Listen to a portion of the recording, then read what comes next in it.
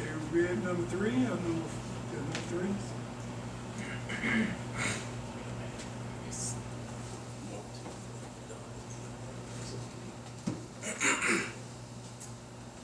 All right, for anybody that do not know, my name is Shobal Johnson, and I am from Columbus, Mississippi. And Van Johnson, of course, is my brother. But anyway, his third question says, has Satan found a place to hide in the liberal side of the church? Has Satan found a place to hide in the liberal side of the church? And also, just for some definition purposes, Brother Allen not too long ago mentioned that those that are, quote, labeled as liberal pay no respect for the Bible as Christians, and those that are, quote, labeled as conservative pay our respect for the Bible as Christians, and that they speak what the Bible speaks, silent what the Bible is silent. And so, I would just say on my behalf, and this is actually a very good question for me, I don't identify as liberal, I do not identify as conservative. The Lord proceeded to set up His church, the Church of Christ. So, and then also as far as the question, has Satan found a place to hide in the liberal side of the church? Yes, he has. But also, if you flip that, has Satan found a place to hide in the conservative side of the church? The answer will also be yes. Can I prove that? Most definitely. Turn to the book of Job real quick. Job chapter 1, verse 6 and 7.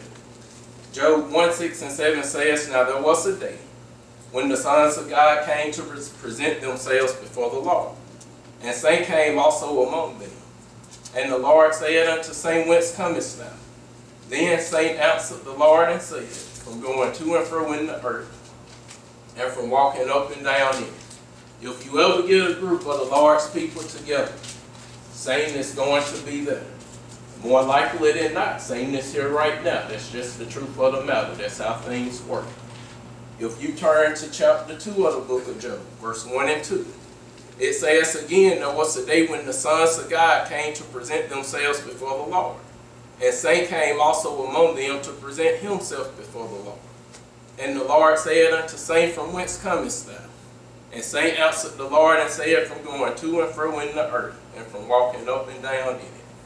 So, if you are a person that claims to be a Christian, since I claim to be a Christian, that means, in essence, Satan is going to try to work on me to get me on his side. So, if you have any church that claim to be following the Lord, Satan is going to be there. And now when you start dealing with specific things that people do, yes, you will have some people that's doing things that's wrong, and you will have some people doing things that's right. If a church continually do things that's wrong, that'll be an obvious note that yes, Satan to some degree is working in that aspect. But if we only try to label it to liberal and then forget about us who quote would be conservative, you see sin in the conservative church all the time. You see sin in the liberal church all the time. So we may as well be fair with things. And then lastly, also think about Acts 15. I'm not going to do much with that, but verse number 1 says, and certain men which came down from Judea taught the brethren, and said, except ye be circumcised after the manner of Moses, ye cannot be saved. Keeping in mind the gospel had been given first to the Jews.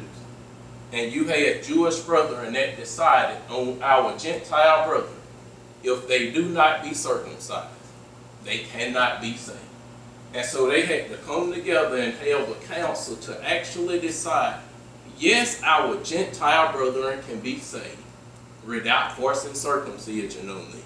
So the point is, even with the Jews, and the gospel was gave to them first, same, he was there. And so that's how things work. And lastly, I want to do this one more thing since we're dealing with liberal as opposed to conservative. If you start dealing with the church at Ephesus, the church at Corinth, the church at Galatia, it don't matter which one. Every one of them had problems. But something that I actually like, if you turn to the book of Revelation, the book of Revelation chapter 2 and 3, and we'll read 7 scriptures.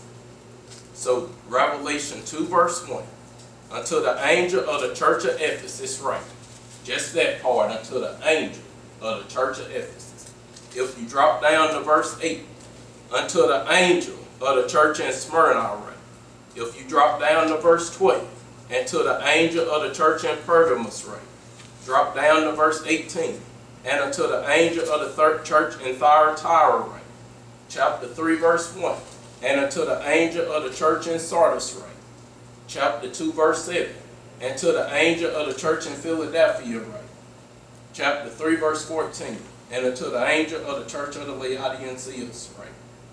So these churches here, they were not liberal churches. They were not conservative churches. In essence, they were the large church, and if they was doing stuff wrong, they needed to quit doing it. And that's what Revelation gives.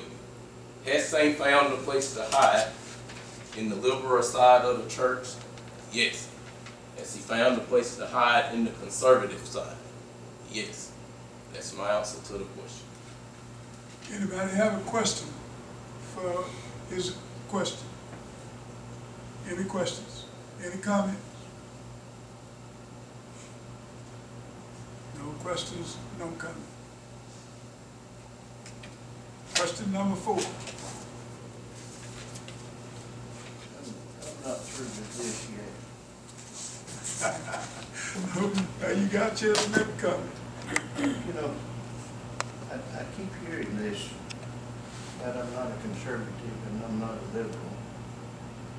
And I can't help but relate, as it were, to politics. From the standpoint, we've got a lot of left-wing Democrats that have just run off and left what people used to be as far as Democrats. Then you've got some running in the other direction also. But there's something over there that's not being taken into consideration. And if you're not a conservative and you're not a liberal, then you're in between. And to the church at Laodicea, he said, I would that you were hot.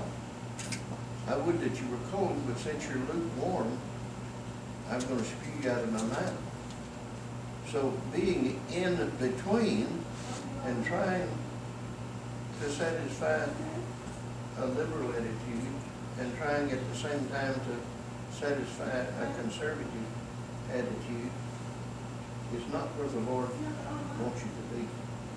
When we describe the word conservative, we simply mean an individual that believes here's God's message and God's message needs to be obeyed. Amen. And I think that's what we're talking about when we say conservative.